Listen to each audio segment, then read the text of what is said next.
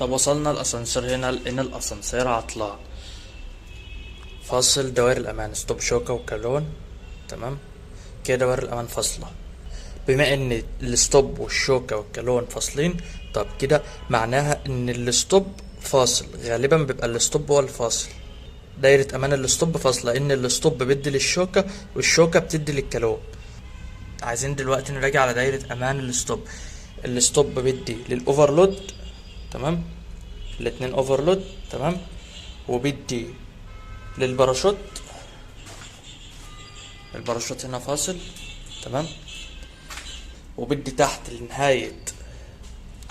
نهاية الاتجاه فوق وتحت، وبدي الازرار الستوب، وبدي الازرار الستوب اللي موجود في الكابينة، وبدي العتبة الكابينة. طيب هنا العتبة مفيهاش سويتش والزرار ملغي عشان كان في عطل. بقى عندنا النهايات والباراشوت ملغي والاوفرلود. طيب واحدة واحدة كده. اول حاجة نبتدي نضغط على الاوفرلود. تمام، ممكن طبعا يكون بريدج 60 هو اللي عمل المشكلة. نجيب سلكة نجنط على الفيوز، مفيش. تمام، نبتدي دلوقتي نشوف العطل من الكنترول هنا، سلوك الستوب من الكنترول هنا ولا من البير تحت. طب هنعرف ازاي؟ من الفاصل اللي بينهم ده اللي هو الروزيتات. تمام، الروزيتا بتفصل بين الكنترول فوق والبير تحت. طيب عايزين دلوقتي نعرف المشكلة في الكنترول هنا ولا تحت. طيب التلاتة الخضر دول دوائر الامان ستوب شوكة كالون.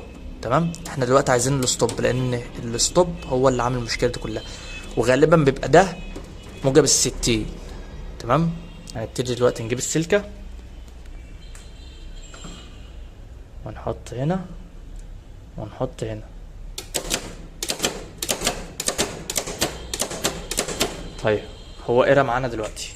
معنى كده ايه؟ معنى كده ان احنا قلنا له ان احنا هننهي هنا، نهايتك هنا، مالكش دعوه باللي تحت.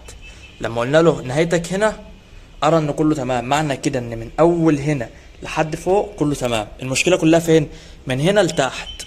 طيب هنبتدي دلوقتي نبص على النهايات. هننزل دلوقتي تحت ونبص على النهايات، نهايه الطلوع ونهايه النزول. وصلنا فوق ظهر الكابينة دلوقتي.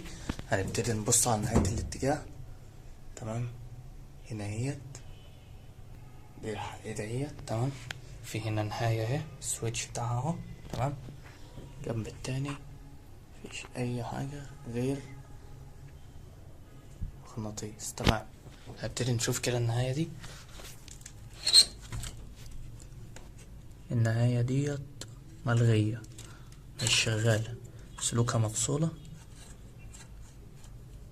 تمام، ومش شغال. طيب تشوف النهاية، في نهاية موجودة سويتش تحت اهوت.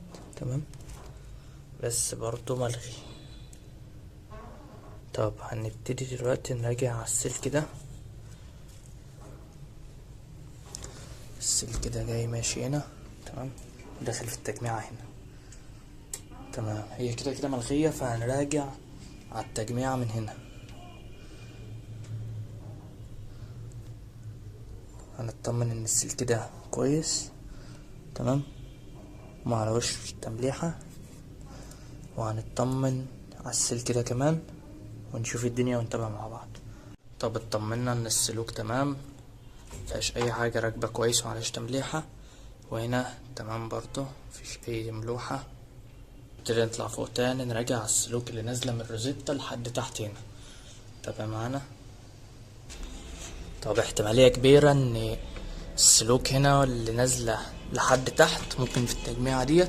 هنراجع على السلكين في التجميعة دي، ممكن يكون في سلك فالت او حاجة.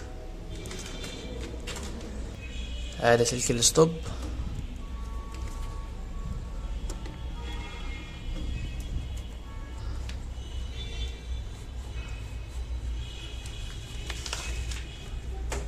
بيتحرك هنا اهو. السلك نازل هنا في كفر.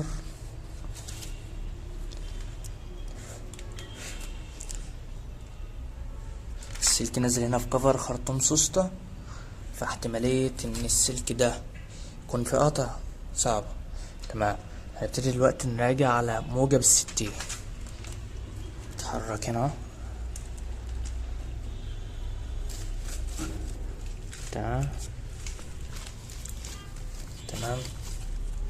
خرطوم هنا متبهدل. تمام.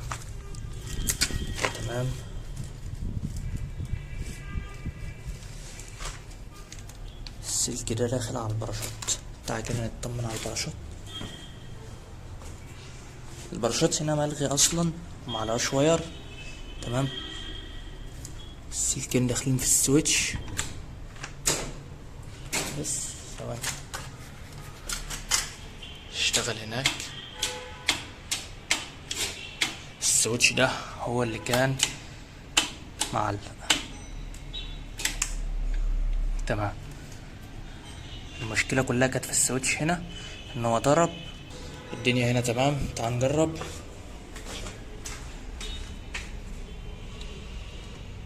دوائر الامان كلها شغالة زي ما احنا شايفين، والاسانسير اتحرك. بكده تكون المشكلة اتحلت. العطل كله كان في السويتش هنا. يا رب يكون الفيديو فاتكم. تابعوا السلسلة دي عشان تتعلموا ازاي تطلعوا العطل سواء في الكنترول او في البير تحت. يا رب يكون الفيديو فاتكم. لو فاتكم ما تنسوش تعمل لايك والاشتراك عشان تدعمونا نكمل.